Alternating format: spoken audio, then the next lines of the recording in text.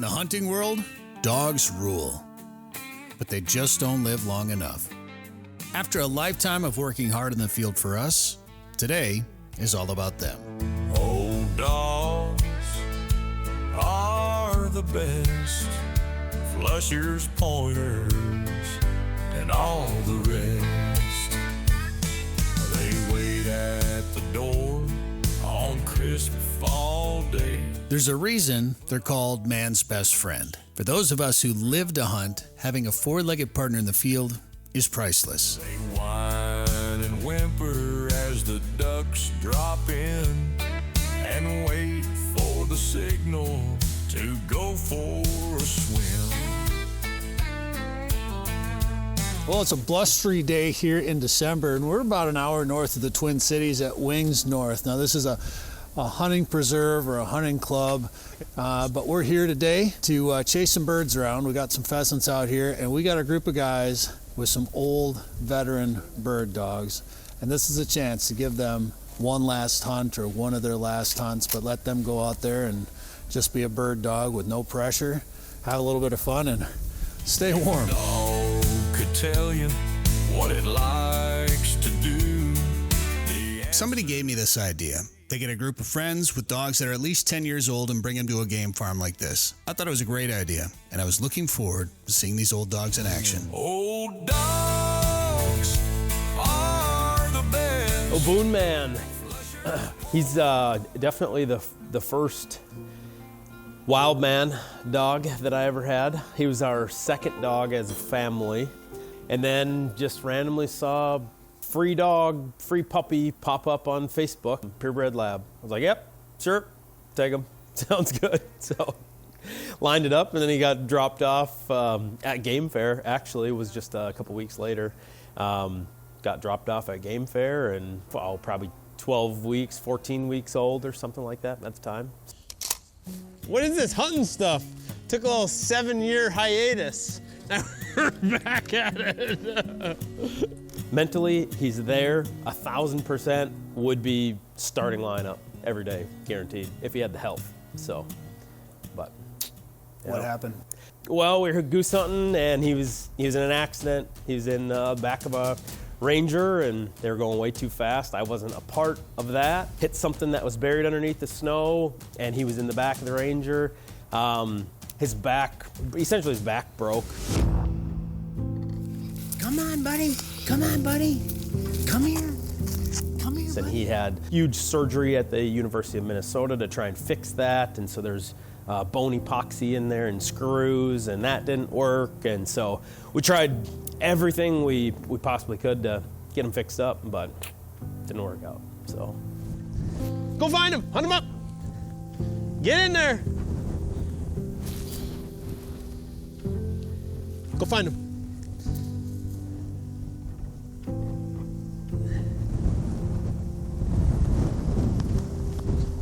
He locked up on that bird right away today. yeah, yep, yeah, he hit the scent, and I don't think he realized that we were even hunting, because he hasn't hunted for so long. So I don't think he even realized we were hunting for a little while, and then it's like, whoa, that smells like a bird. I remember that. And then he had a little bit of this pointing blood, so I thought in him, and he kind of had this natural point for the most part, and so I sent him down to a trainer in southern Minnesota and said, here, see what you can do with him. He specialized in some pointing dogs, so he got him to point and put a pointing title on him in like 45 days or something like that, so it was all pretty natural and pretty cool. Oh! Yeah, locked up, and it was pretty flush and pretty low point. Most of the guys today were hunting with guns that only shoot 2 shells. Right, traditional upland guys. Waterfowl dude. 3 bangs at that one. Yeah, got him. Dead bird.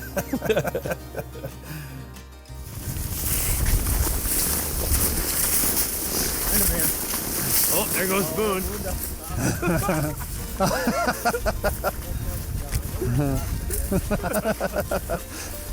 I love it. I was like, I'm not gonna put the collar on him. There's no way he's gonna get far enough away. Oops. There you go. See on point right there? Nope, it's pooping. Oh, it's come back here now. There it is. Hey, that bird. There you go. Nice shot, Ben. Teamwork makes the dream work. We all chuckled as the dogs hobbled out after this bird.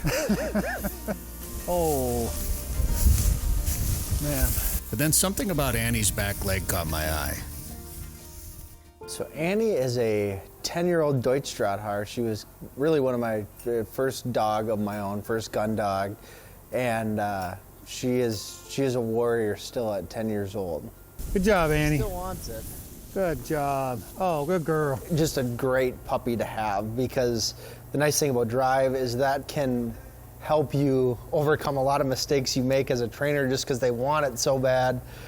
So she was the perfect kind of like first dog to really dig in and train and really learn from, because you could make mistakes with her, and she was just happy she would come out the other side of it and just be gung-ho about doing whatever it was. This could be the best thing that I'll ever know.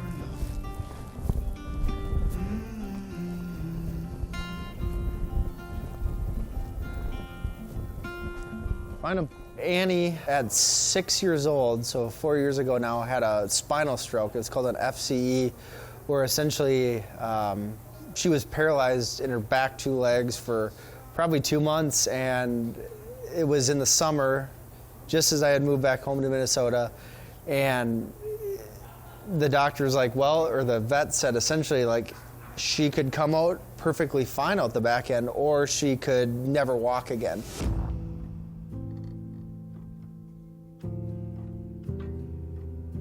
We did a bunch of rehab and different things, and I remember the first time she walked again. It was super emotional, because you could just tell, even to this day, how much she loves it.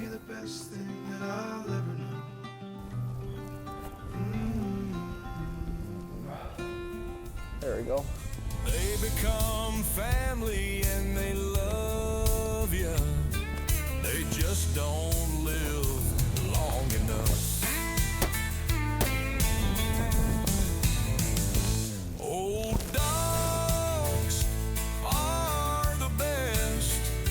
Flushers, pointers, and all the rest. She's just 3 legs going as fast as you can, and one just dragging behind her, and you would never know, like you would think that she has no idea that she's only got 3 legs. So yeah, pretty special. Tremendous amount of heart for dogs, right? Like, gosh, if I lose a leg, I'm probably sitting on the couch and doing nothing, but she acts like she is just one of the other dogs, can do just as much as they can, so it's pretty special. They'll go till they drop. There's no quit in them. No matter how scratched up or how much they're limping.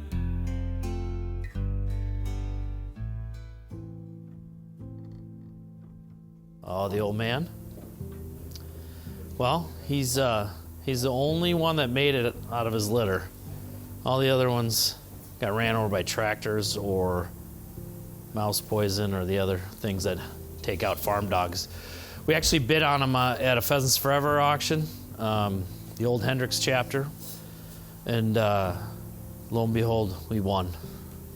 He's got a little in him still, which was cool. It's hard, like, sad to watch, like, spend with the family. Like, we raised our kids with him, right? He's 13, and that's tough, getting old.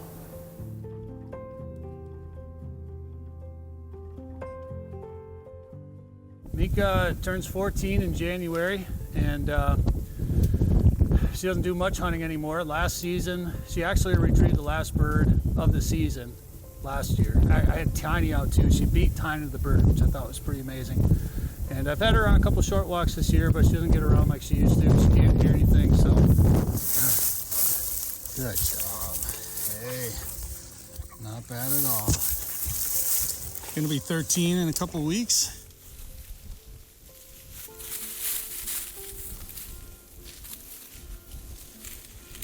She's an old dog. She started hunting when she was about 8 months old. She's done a lot of pheasant hunting, and she's reached that age where she kind of takes her time, goes at her own speed, does what she wants to do. But you know what? She's earned that. She's got a lot of retrieves. Spent a lot of time in the field, so.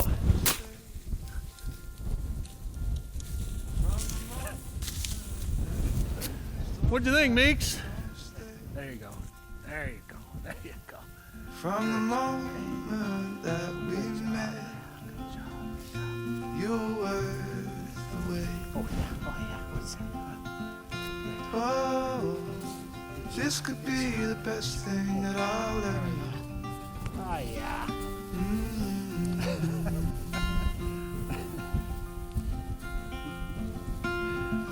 Being able to do this with her, you know, in this type of situation or any type of situation, it's tough to beat. It's pretty awesome. The cool thing about old dogs, and something I have to remind myself, it's like it's always fun to go run the young dogs, and a lot of potential, a lot of fun, fire, whatever. But you know, you get those old dogs out. It was fun watching them today, and just the demeanor shifts, right? It's not let's find birds, let's get as many as we can. It's just like everyone was just watching the dogs, like, hey, like. Nobody was yelling, there was no ego involved, right? It's like, hey, you look at all those old dogs and it's like, they don't owe you anything, right? Like, they have been there, done that. So it was really cool just to see that ego completely go out the window. They don't owe us anything, and you don't ever want to hurt a dog, of course, but we almost owe it to them to give them an opportunity like this, don't we? A dog might be a small part of your world, right? We've got responsibilities, we've got jobs, we've got family, but to them, we are everything, right? So as they get older, they've given their everything to us. So yeah, for opportunities like that, to be able to get out and find birds and do what they love, yeah, like that is what they live for.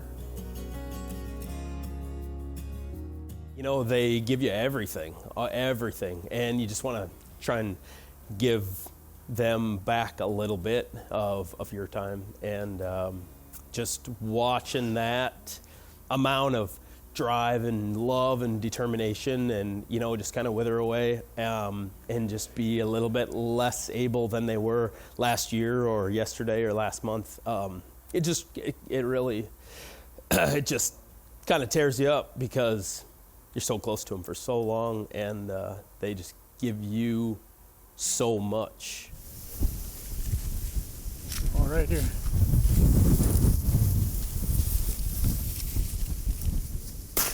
There you go. Nice job, Corey. Nice job. That way, Meeks. It's really all there is, you know. If humans say it all the time, oh, I gave 100%. It's like, have you ever seen a bird dog hunt? Like, that's what 100% looks like.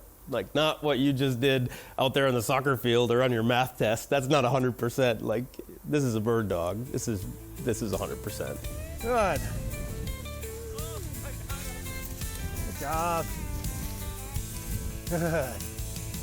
Oh, now Corey put a nice shot on that bird, and he pointed it. Corey shot it. Mika retrieved it. As we put our dogs away, I had to wonder if this would be the last time Mika would get to hunt. Old dog I do know that if she gets the chance, are the best. there's no way she'll let me leave her at home. Flusher's pointer